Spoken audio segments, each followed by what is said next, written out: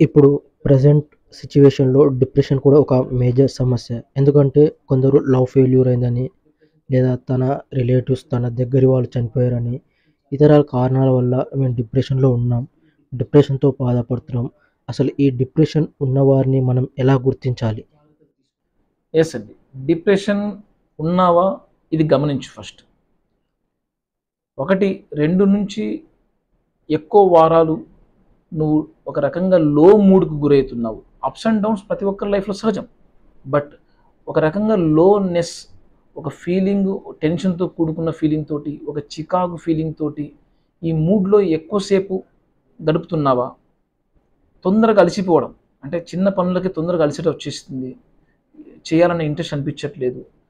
ఇంతకుముందున్న hobbies కూడా నీకు పోవాలి, మాట్లాడాలి, పని చేయాలి ఈ ఇంట్రెస్ట్ తగ్గిపోతున్నాయా?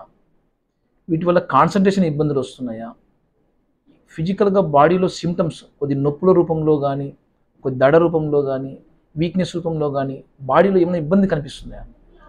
తర్వాత నిద్ర, ఆకలి, బరువు ఈ 3 విషయాల్లో ఏదైనా చేంజెస్ బాగా సిగ్నిఫికెంట్‌గా మార్పులు గమనిస్తున్నాయంటే, ఈ లక్షణాలన్నీ కూడా డిప్రెషన్ యొక్క లక్షణాలే. ఆలోచనలతో జరిగే మార్పులంటారా? ఒక రకంగా నేను ఇక్కడ ఈ సిట్యుయేషన్‌లో నాకు ఎవరైనా హెల్ప్ చేస్తారా?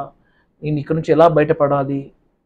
నా జీవితం నేను ఒక రకంగా వర్తీగా నేను ఫీల్ కావట్లేదు. నా పనితనాన్ని గాని, నా లైఫ్‌ని గాని, ఒక రకంగా హోప్‌లెస్‌నెస్‌గా ఫీల్ అయిపోవడం, నాకింకా హెల్పే రాదు. ఇటువంటి ఒక డిప్రెషన్ యొక్క ఆలోచన ధోరణులు. ఇవి ఉన్నాయా? గమనించండి. సైకియాట్రిస్ట్‌ని దగ్గరొచ్చి అప్రోచ్ కండి.